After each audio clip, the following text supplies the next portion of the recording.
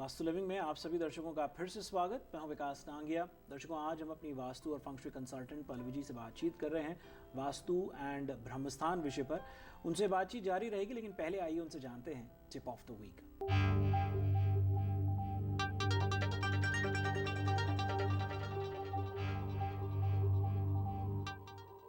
किसी भी घर के अंदर सेंटर पॉइंट से रिलेटेड कोई भी समस्या हो तो वहाँ पे ज़्यादातर आप क्रिस्टल लाइट का इस्तेमाल कर सकते हो। क्रिस्टल शैंडलियर को वहाँ पे लगाने से घर में कोई भी तरह की हेल्थ समस्या हो तो उसमें फ़ायदा होता है।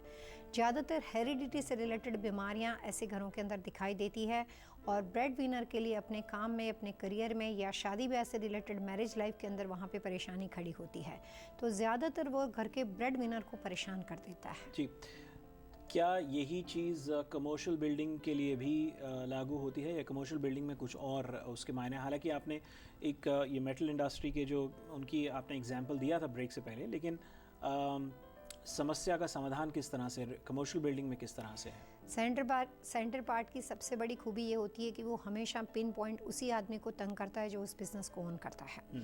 तो जैसे अगर आपकी कॉर्पोरेट बिल्डिंग हो और आपकी काफ़ी तरह के अलग अलग ब्रांच हो, जैसे हमारे क्लाइंट यूके में रहते थे और उनका जो यूनिट था वो उनके साले साहब इंडिया में संभालते थे और वो तो वहाँ पर जाते भी नहीं थे कभी, लेकिन जिस दिन से उसने वो मैन्युफैक्चरिंग यूनिट ओपन किया था उस दिन से उसकी लाइफ इतनी दूर होने के बावजूद भी परेशानी में चली गई।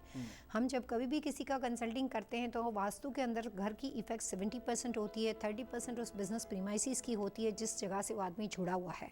घर आपको सुख, शांति, समृद्धि, बच्चे, अच्छी लाइफ और अच्छी ज़िंदगी, खुशहाल ज़िंदगी देता है। बिजनेस लोकेशन आपको लाइफस्टाइल के अंदर आपकी प्रॉस्पेरिटी, फाइनेंस, आपकी स्टेबिलिटी और आपको फेम वगैरह देने का काम करता है। तो दोनों बातें जब ज़िंदगी की बराबर चलती है तब आदमी हर एंगल से प्रॉस्पेरस होता है। तो सेंटर पार्ट जब कभी भी प्रॉब्लमेटिक होता है तो वो सीधे उस ऑनर के, बिजनेस के ऑनर को परेशान करता है।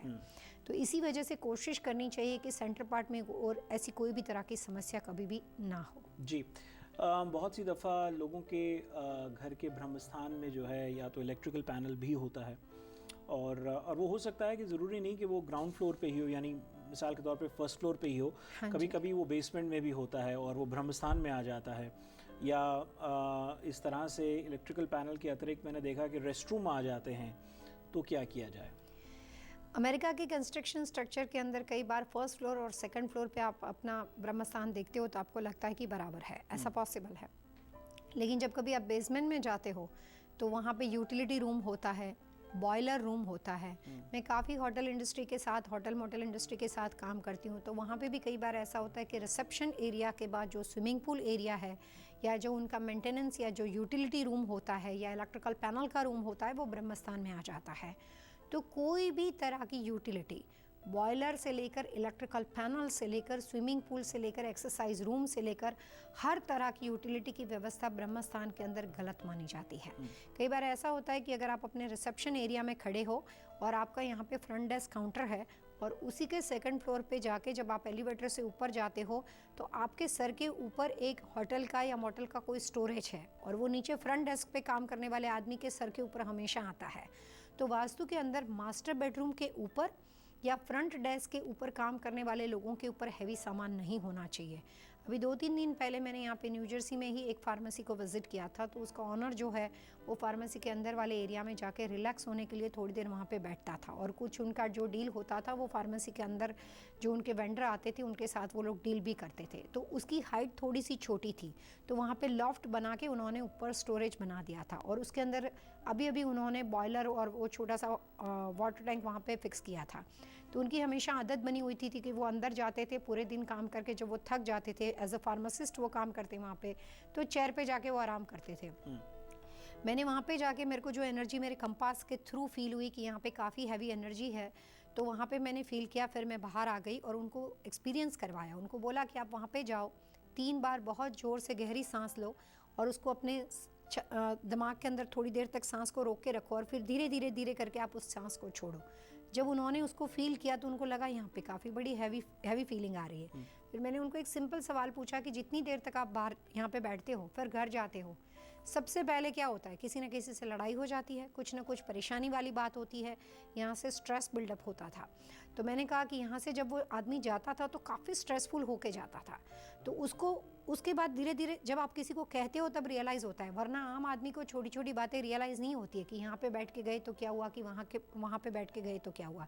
कई बार जिन लोगों को वास्तु का आइडिया ही नहीं होता है, उनको लगता है कि ऐसा क्या है, हम तो कहीं पे भी बैठ लेते हैं, हम तो फिर भी बिजनेस करते हैं। लेकिन ऑब्जर्वेशन से, अपने तजुर्बे से, अलग अलग जगह पे बैठने से आपके बिजनेस पे, आपके बैलेंस शीट पे क्या इफ़ेक्ट होता है, अगर आप उसको थोड़े महीने तक ऑब्जर्व करते हो, 3 महीने तक, आपको डिफरेंस पता चलेगा और वास्तु का अनुभव अपने आप होगा। जी दर्शकों, वास्तु लिविंग के आज के अंक में इतना ही। यदि आज के एपिसोड से संबंधित आपके मन में कोई सवाल हो, आज के विषय से संबंधित आपके कोई सुझाव हो, आप हमें लिख सकते हैं vastu@tvasiausa.com पर। That's VAASTU@tvasiausa.com। और यदि कोई विस्तार पूर्वक सवाल पूछना है जहां पर आप अपना ब्लूप्रिंट हमसे शेयर करना चाहते हैं, ईमेल नहीं कर पा सकते, तो आप फैक्स भी कर सकते हैं 7326501112 पर। अगले अंक में हम पल्लवी जी के साथ एक नए विषय पर चर्चा करेंगे। और हाँ, ध्यान रहे कि हर महीने के दूसरे रविवार को हम पल्लवी जी के साथ लाइव कॉल इन शो करते हैं, जिसके अंतर्गत हम एक अवसर प्रदान करते हैं अपने तमाम दर्शकों को कि आप हमें स्टूडियो में कॉल कर सकते हैं और हम पल्लवी जी से आपकी सीधा टेलीफोन के माध्यम से बातचीत करवाते हैं, जिसमें आप अपने सवाल उनसे पूछ सकते हैं और आप उनसे उत्तर पा सकते हैं अपने प्रश्नों का। पल्लवी जी, अगले अंक तक के लिए आइए दर्शकों से मिलकर के आगे लेते हैं। Wish you all happy vastu living.